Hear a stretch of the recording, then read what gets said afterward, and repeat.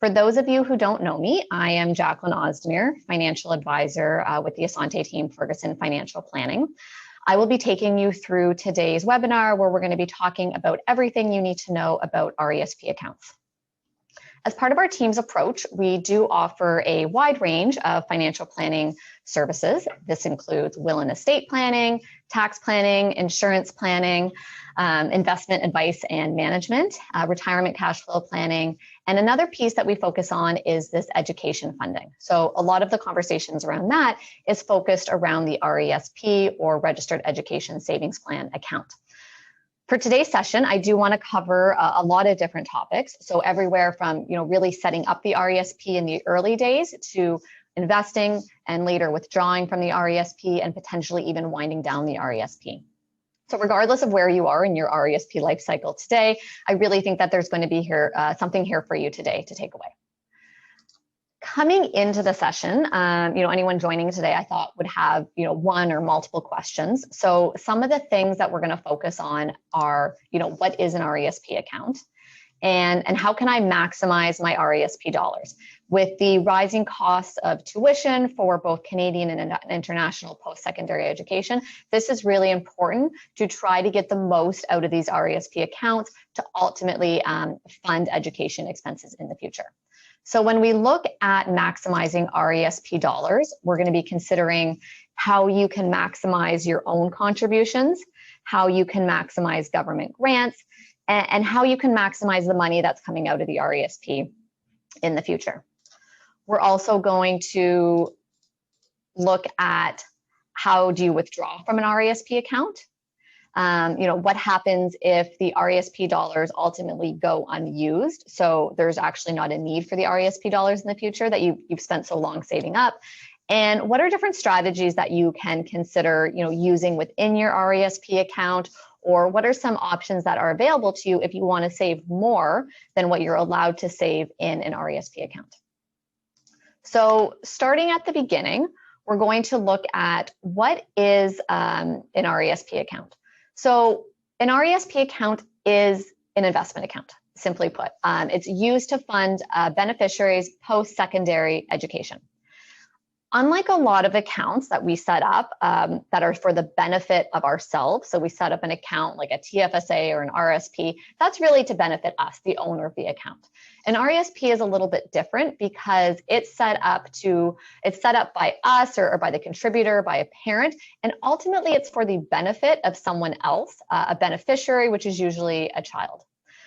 Again, this account is an investment account. This means that we can invest in things within the account. So just like other types of accounts, like a TFSA or an RSP, we ultimately put money into this account and we can invest in things like a stock, a bond, mutual fund, GICs, high interest savings account, really just any sort of diversified portfolio we can hold within an RESP account. Contributions, or rather the account is usually set up by a parent or primary caregiver. And therefore, the contributions to the account are often made by a parent, a primary caregiver, or another family member. So a lot of questions we get from grandparents especially is they might say, my kid has an RESP set up for their kid, for my grandchild, or I want to set up an RESP for my grandchild. Depending on the situation, a lot of times for a grandparent, I'm going to recommend actually gifting money to your adult child to then put into the RESP. And we'll talk a little bit about that later, but there could potentially be some tax implications on an RESP to you if you are the owner of the account. So therefore, if I'm working with a grandparent who wants to contribute money to their grandchild's RESP, I might recommend gifting that money to the parent to then put into the RESP that they've already set up. An RESP is used for post-secondary education and related expenses. So what is meant by post-secondary education? Well, a lot of the Canadian universities and colleges are going to qualify as a post-secondary education institution. There are some other examples, but any really Canadian university or college is going to qualify. As well, international colleges or universities will also apply, and you can use your RESP dollars for that as well. As something that a lot of people don't necessarily know is that yes, an RESP is set up for education. So that includes tuition, but also related expenses like textbooks and residence. Well, as we'll talk about later, an RESP account does offer some tax sheltering. So although you cannot get any sort of tax deduction when you put money into an RESP, so when we set up something like an RSP and we put money in, we get an immediate tax benefit. That is not the case with an RESP. We are putting money into an RESP and not seeing any sort of tax deduction on our tax returns. The money that is put into an RESP and ultimately invested, that growth or that interest that you get from those investments are tax sheltered. And so that is one of the benefits of an RESP account. And because the account does offer this tax sheltering, of course, the government has said, okay, well, there's only so much that you're allowed to put into this account because we don't want you tax sheltering all your money. In addition to putting in your own contributions, your contributions will give you government dollars back or government grants and bonds. These are known as the Canadian Education Savings Grants. And just going back to the maximum deposit, so the maximum amount that you're allowed to put into an RESP is $50,000 per child over the course of their lifetime. I've used the term $50,000 per child as opposed to $50,000 per account for two reasons. Number one is if you have one child and you have 10 RESP accounts open throughout Canada, you can't put $50,000 per account. It still is by SIN number, and so it's per child. The total amount put into all your RESP accounts cannot exceed $50,000. Also, there's different types of RESP accounts you can open up. There's both individual and family RESP accounts. Most of the time, I'm going to recommend opening up a family RESP. And the reason for that is because you can have multiple siblings under the plan, multiple children, and they each get a $50,000 contribution limit. So although there's only one account, multiple children can fit under that one account, and each child will still get $50,000 of contribution room, and now you're just managing one account. As well, there's some other benefits to doing it this way, which we'll talk about later.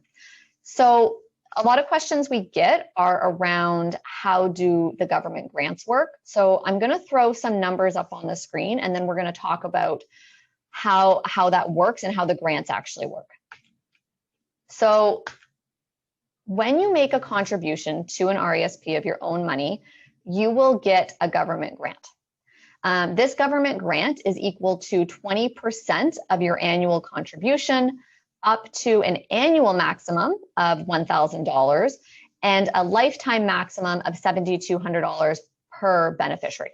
So if you put in $1,000, you will get a 20% grant from the government that year. And the amount of grant money you get, if you put in a $5,000 contribution, you will get a $1,000 grant from the government.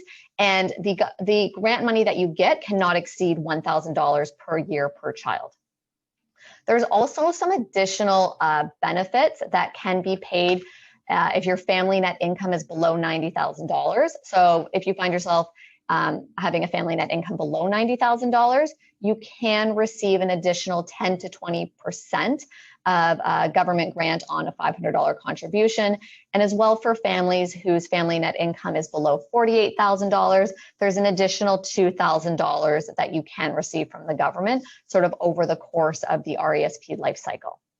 For today's purposes, we're going to focus on this top section here, which is just that 20% government grant on your contributions, because that is what every family would be eligible for regardless of their family net income.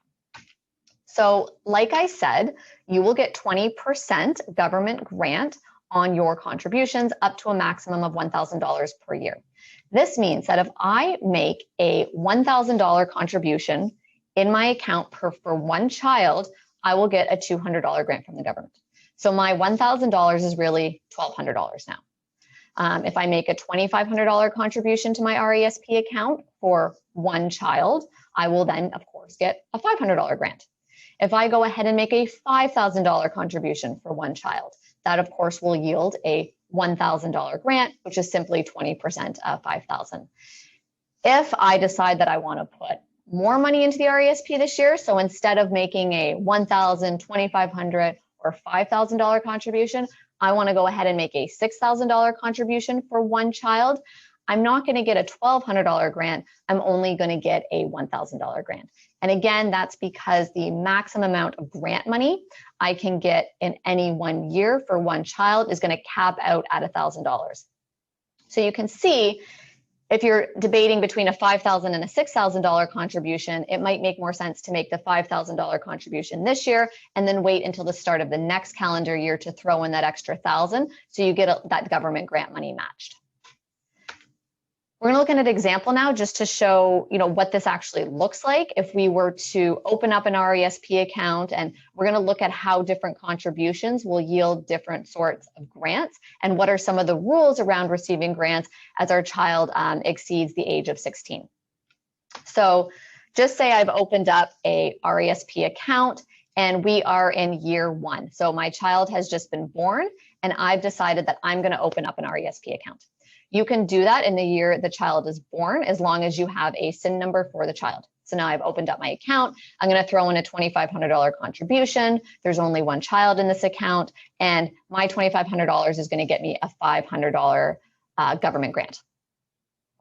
I then, the following year, they're 1.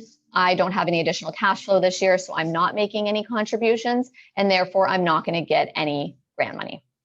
In the following year, I'm going to make a $5,000 contribution. So although there's no real annual maximum of how much you're allowed to put into the RESP, you really will only get the government grant matching on your first $2,500 contribution each year. And you can bump that up to getting a grant on $5,000 if you didn't contribute the year before or you didn't do $2,500 the year before. So depending on the circumstances, what we'll often do is we'll look at the history of the contributions that you've made to an RESP account and help guide you as to, okay, how much can you contribute this year to get the maximum amount of grant money? But in this example, we've assumed that I did not contribute last year.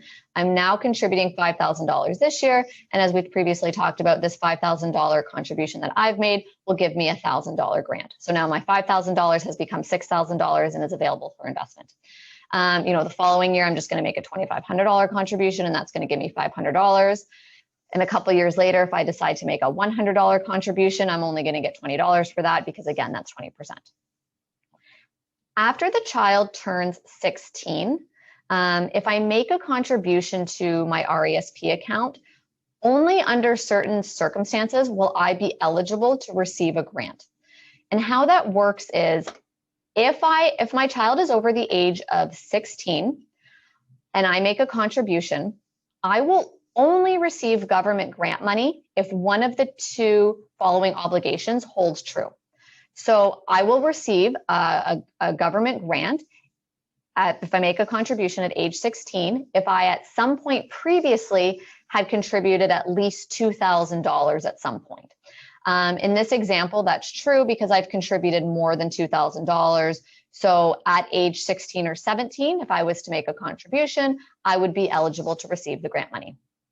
If I didn't make a $2,000 contribution at some point previously, but I did for 4 years make at least a $100 contribution the year before my child turned 16, I again would be eligible to receive the grant money. So again, looking at this example, I've previously contributed $2,000. I've also previously contributed at least $100 in 4 of the previous years. So because I've fulfilled both of those obligations, I am eligible to continue to receive the grant money at age 17. Now my child's turned 18 and I've decided to put $2,500 in the account. At age 18, my child is no longer eligible to receive the grant money. So earlier I said that when we put money into an RESP, we don't get any sort of immediate tax benefit. We do know that there is some tax sheltering available when the money is once it's in the RESP, and so that's a benefit. But when we take money out of the RESP, there could be some taxes. So because I'm no longer receiving grant money after age 18, my recommendation for most clients would be, let's come up with another way to save for your child's education if you still want to save more for them. So sort of after age 18, my recommendation might be, let's explore some other options that are going to give you a little bit more benefit. for saving for your kids' future education, because we're no longer getting the grant money from the RESP. So I think we have some better alternatives available. So we talked about, what an RESP account is, how we can put money into it, and how the government grant works. So knowing that we can invest and knowing that we can get government grant money, what are some ways that we can really maximize the RESP funds or the money that we get from the RESP account? My first suggestion is going to be invest early. So the earlier we start setting up the RESP account and the earlier we start contributing means the longer that money has to grow. And not only is it your own contributions that have longer to grow, but it's also those government grants. So if I start investing in my RESP very early on, I potentially have maybe an 18-year time horizon that some of that money is going to be invested in. And just like we've seen with other accounts, usually, and with the right sort of portfolio, the longer we're invested, the higher our ultimate amount that we wind up at the end is going to be, the higher amount that's going to be. So not only is it my own contributions that are going to have longer to grow, but it's going to be these government grants that are also going to have longer to grow. Don't over contribute in any year. And again, I put the word over contribute in quotations because you can't really over contribute to an RESP unless you're exceeding $50,000. But what I mean by that is, if it's the end of the year and you have $6,000, my recommendation would be put $5,000 in at the end of the year and then wait till the next calendar year to put in that extra $1,000, because that's just going to give you a little bit more grant money. So the proper timing of your contributions is going to help maximize those government grants. Finally, and this is really true of any investment account, consider your time horizon. Again, if we're just starting off and we have even upwards of a 10-year time horizon, so we know the child's not going to be pursuing post-secondary education for at least another 10 years, an account like that might be able to take on a little bit more risk or invest in a slightly more aggressive portfolio. There could be some volatility in the short term, but generally speaking, markets do trend upwards. So, if we take on a little bit more risk in the early days, it could pay off later on. And the same holds true for as our time horizon gets shorter. So maybe our child is 15 or 16 years old, and we know there's a pretty high likelihood that they could be attending post-secondary education in the next few years. A lot of times what we'll do is we'll consider doing what's called creating a cash wedge. So if we have this diversified or this aggressive portfolio in the RESP, we might want to consider taking some of those funds, maybe 1 year's worth of tuition, and actually carving it out of the portfolio and moving it into the sidelines within the RESP and putting it into something a little bit more conservative. The reason we would do that is because we can see, March 2020 is a great example. There is parts in time when markets can drop, 25%. And the last thing we want to do is market has dropped 25% and you call us and say, okay, I need to take out my child's first year tuition bill from the RESP. If we have put the money on the side and invested it conservatively, we know that first year's worth of tuition is going to be there. It's not going to lose any value, irrespective of what the overall markets are doing or what the other part of our portfolio is doing. Okay, so just consider those timelines when investing. So we've talked about now, what the RESP account is and how we can maximize some of our funds. So, assuming that we've contributed and we've invested and now that money has grown, now it's time to take the money out of the RESP. So how do you actually go about doing that? And I think this is a really good slide to review. And actually, this is the reason that I came up with doing this session in the first place, is because in the spring, we start getting a lot of questions about, okay, my child's been accepted to post-secondary education. I've never taken money out of my RESP before. What do I need to do? How does it work? So first of all, in order to take money out of the RESP, we're going to need to see a proof of enrollment. And that's not like an Asante rule, that's a government regulation rule. So any financial institution that houses an RESP is going to need some sort of proof of enrollment that the child actually is attending post-secondary education. So proof of enrollment can come in the form of a letter or an email or a screenshot from the school's website that is going to show the school's name. It's going to show the student's full name, and it's going to provide some details about the course start and end date and also the course description. So you can simply provide us with that. The RESP money, of course, can be used to pay for the tuition expenses, but can also be used to fund some of the other expenses like residence and textbooks, which can also be very expensive.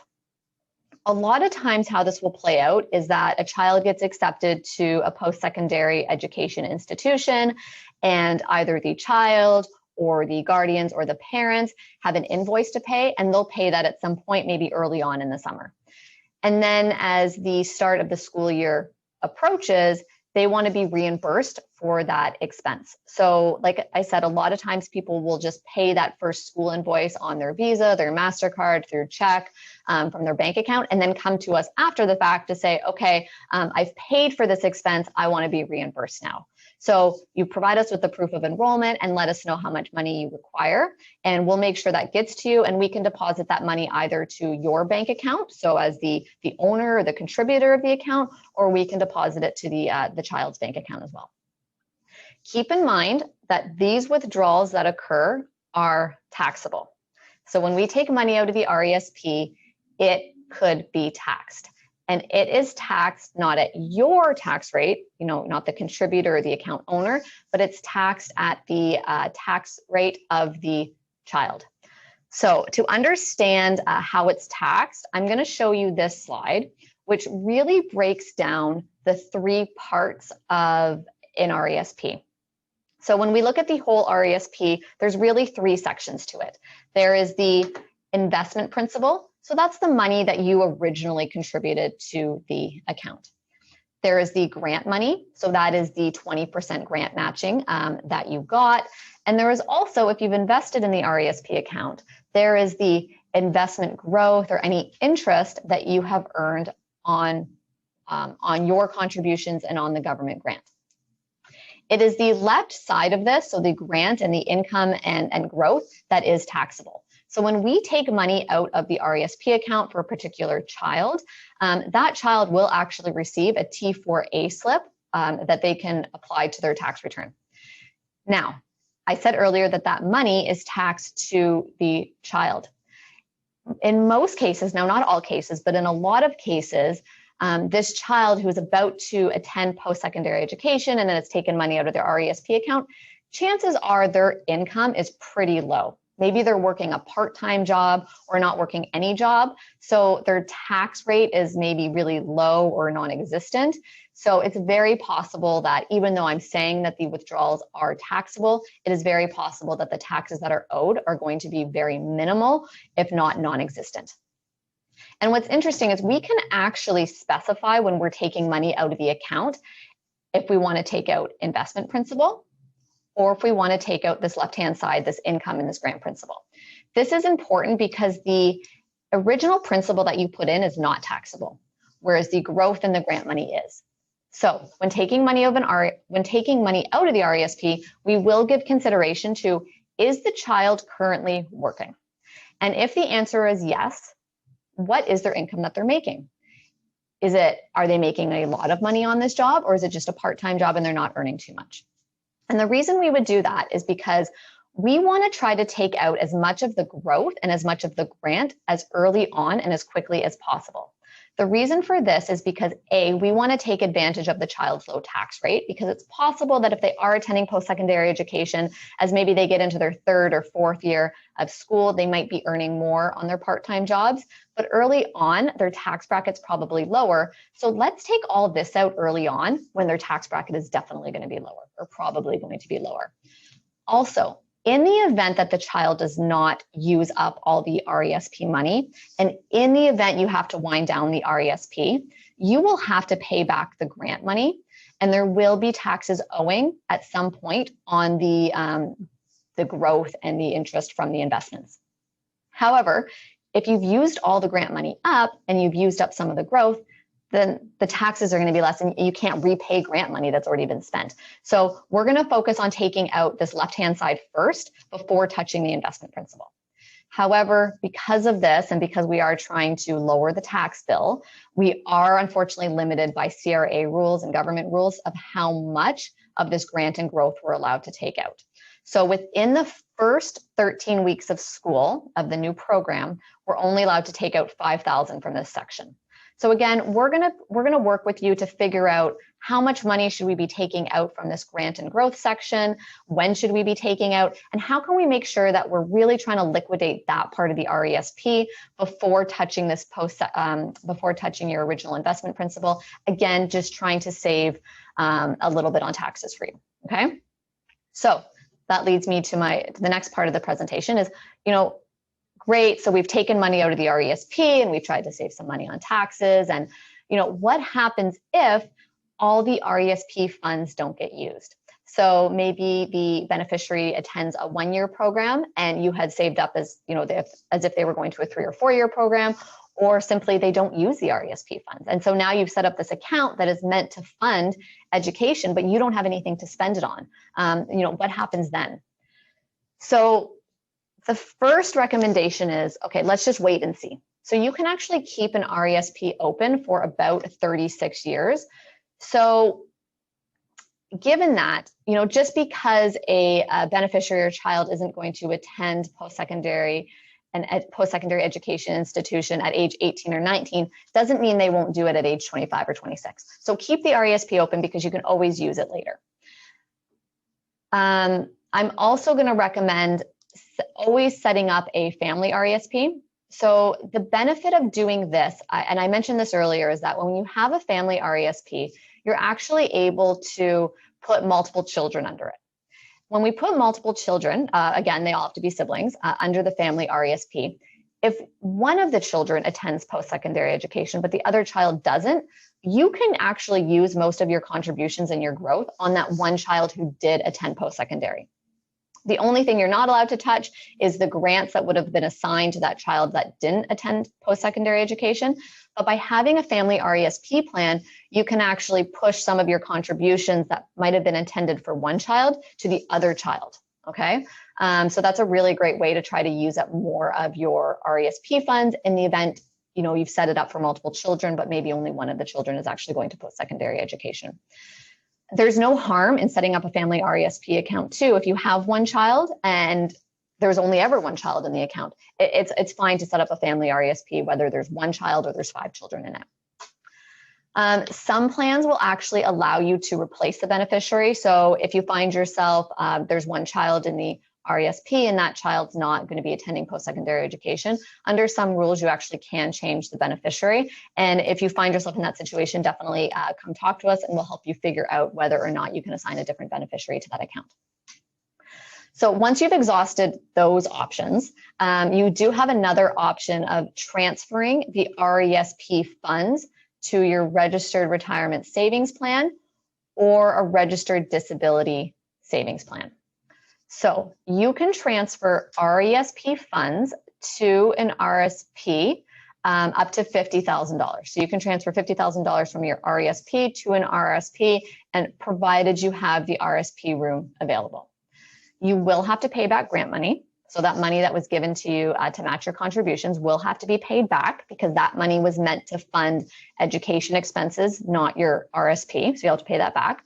The money will roll over to your RSP and you will pay taxes on it in the future when you have to withdraw money from your RSP, which we know everyone has to start doing at age 72. You can also transfer RSP funds to what's called a registered disability savings plan. This is a little bit outside the scope of our session today, but very, very simply put, this is simply another way to provide for a beneficiary that qualifies for the disability tax credit.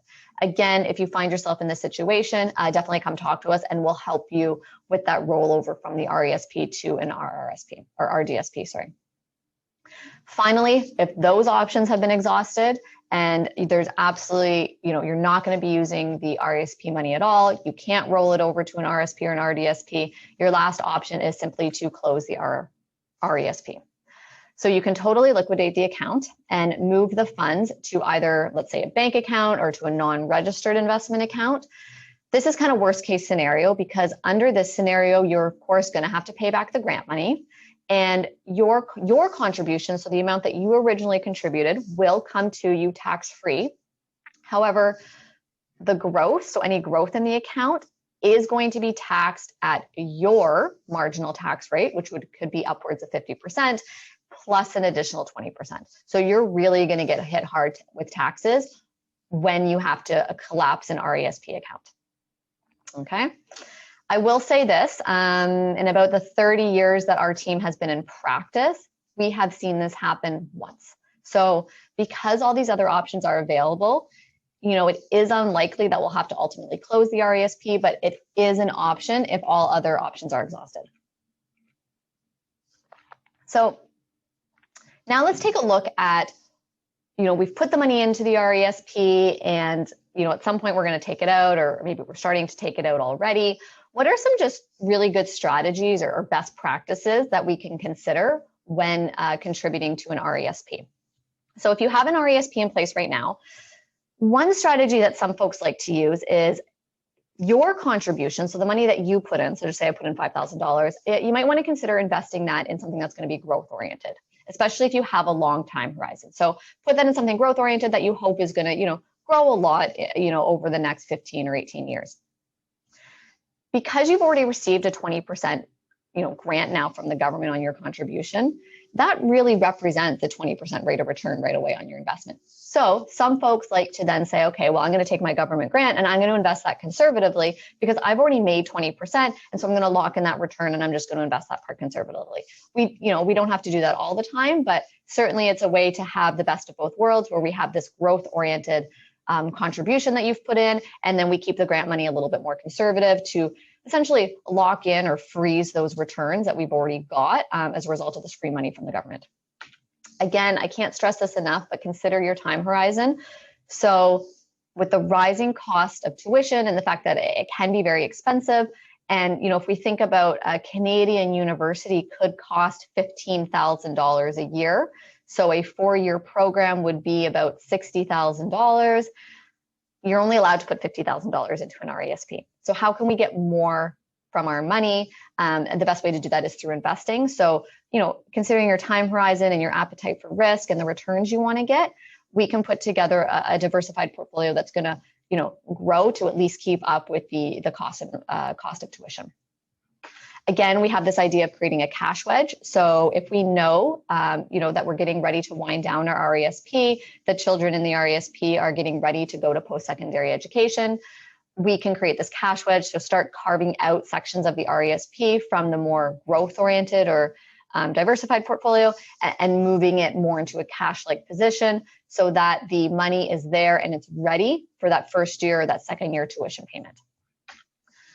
I said this before, but setting up that family RESP account, this gives you the flexibility to share contributions and growth amongst children in the account in the event that one child does not pursue post-secondary education. If you have individual RESPs set up, so just say you have 2 kids and you've set up 2 RESP accounts, you can combine them into a family RESP to give you that flexibility later on. You know, obviously we all have limited cash flow. And so it's nice to say that, yeah, I want to max out my RESP every year and I want to make sure I'm saving the most for my child. But, you know, it's not always possible. You know, there's a lot of conflicting priorities. And, you know, do you contribute to an RSP, a TFSA, an RESP? One thing that you can do and consider is, you know, I know some families will sometimes gift money. Oh, I want to give so-and-so money for their birthday or for Christmas or for other holidays.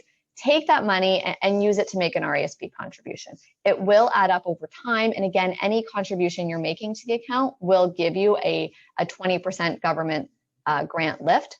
So all those gifts that you might get from family members or for friends, you know, will add up and you can contribute to an RESP using those funds. Another thing, and will help you with this, is consider the marginal tax rate of the beneficiary when you actually go to make that withdrawal. So if you're taking money out of the RESP and it just so happens that your child had this really great summer job and they made a ton of money, let's take that into consideration when we're taking money out of the RESP, because we know that some of the money is going to be taxable.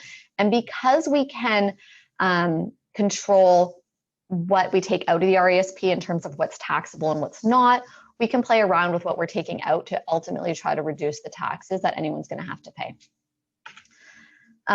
Talking about conflicting priorities, well, you know, do I contribute to an RESP Or if I have extra cash flow, do I pay down debt? The idea being that, if you want to pay down a mortgage instead of putting money towards an RESP, the idea here is that, okay, well, if I pay down my debt or my mortgage today, that should free up my cash flow later for when my child is going to school, post-secondary education, and I can use my cash flow, my free cash flow, to now fund that education expense. I've gone through this exercise a few times, and ultimately the numbers will usually show that you're better off investing than you are paying down debt. And that's because of this low interest rate environment we found ourselves in for the last while now. But I also realize that this is a very personal decision. And for some folks, paying down the debt can feel really good and is going to help you sleep better at night. So if you are contemplating, do I contribute to an RESP or do I focus on paying down my debt first? This is something we can definitely help you with. We can show you the numbers, of where you're going to be in the future by either contributing to the RESP or paying down the debt, and then make it your decision to decide what's best for you and your family. For some families, they might want to contribute to an RESP, but they also might have additional cash flow, or they might have come across a windfall, like an inheritance, and now they have extra cash flow that they would like to use to ultimately give to their children in some capacity in the future.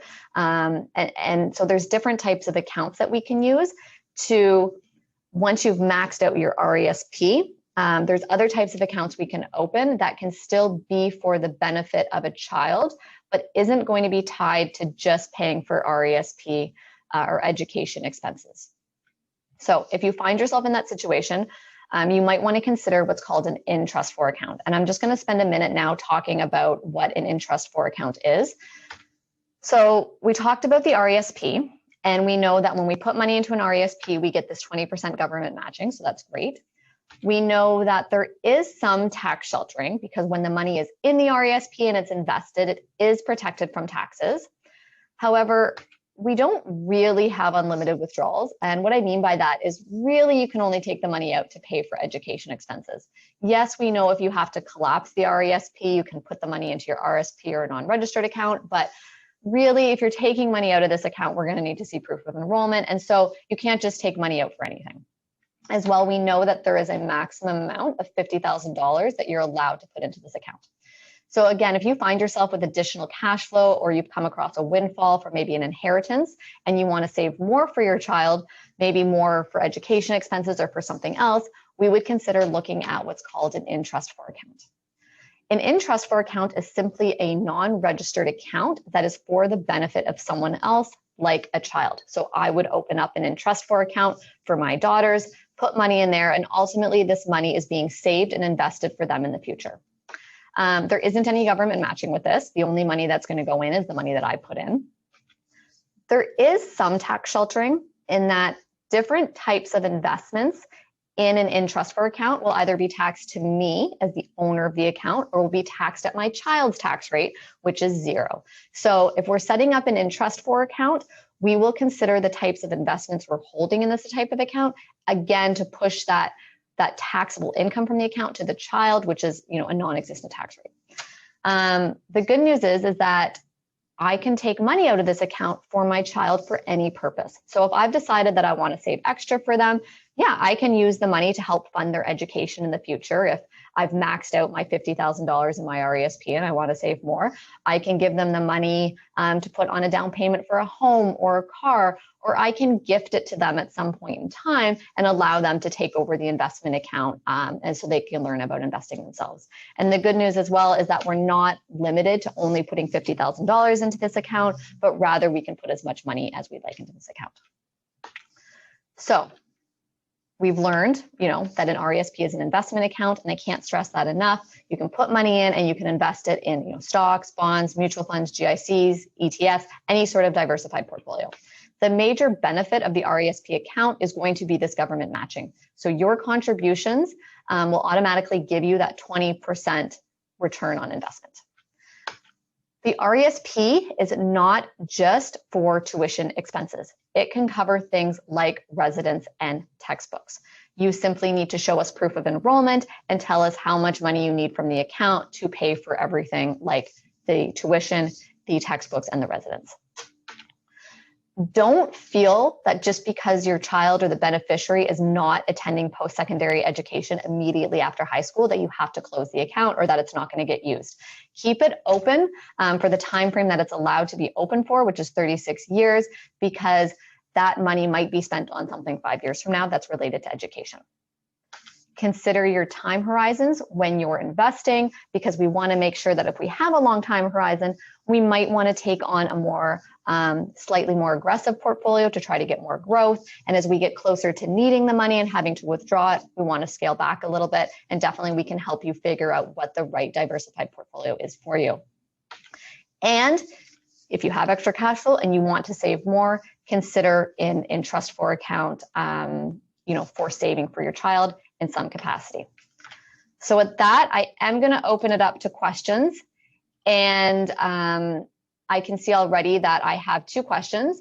One of them being, can you open up a TFSA for a child? So a TFSA is a tax-free savings account. And we did do a session on this a couple months ago about, some of the benefits of tax-free savings accounts. And you can open up a TFSA for a child depending on what your definition of child is. So a TFSA can only be open for someone who is 18 or older. So you cannot open up a TFSA until you are 18 years old.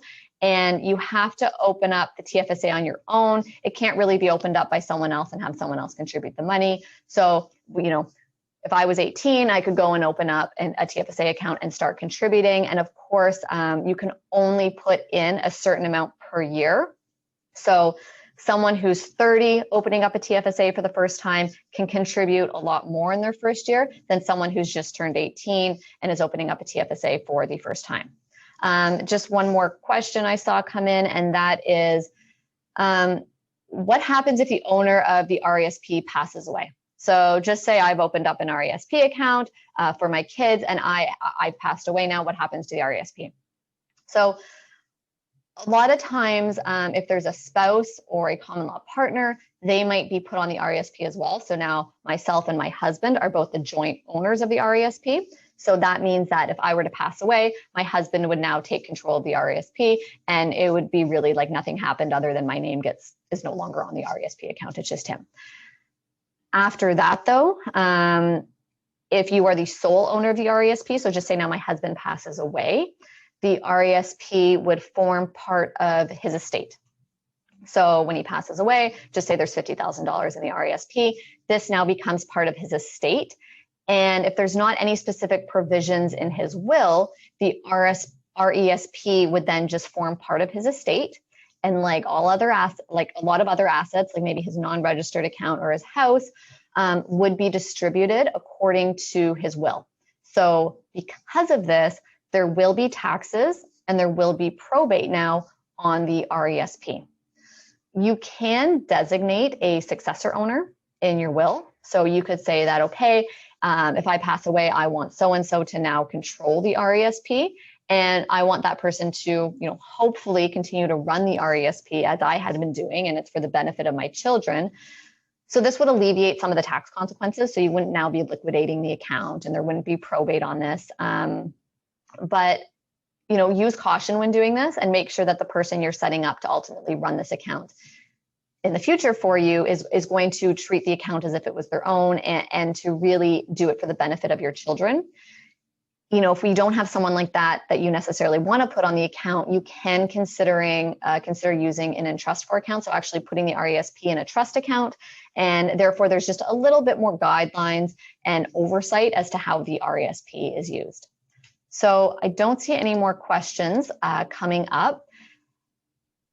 Definitely, if there's any other questions that come up later, or you think that this presentation could be helpful for a friend or a family member, please feel free to pass it along, and we'll make sure that you get a copy of this recording. But we're here to help with the RESP accounts, and so if anything comes to mind, or you need help setting one up or getting the money out, please be sure to call us. And at that, I will end today's presentation. And thank you, everyone, for joining today. Have a great day. Bye now.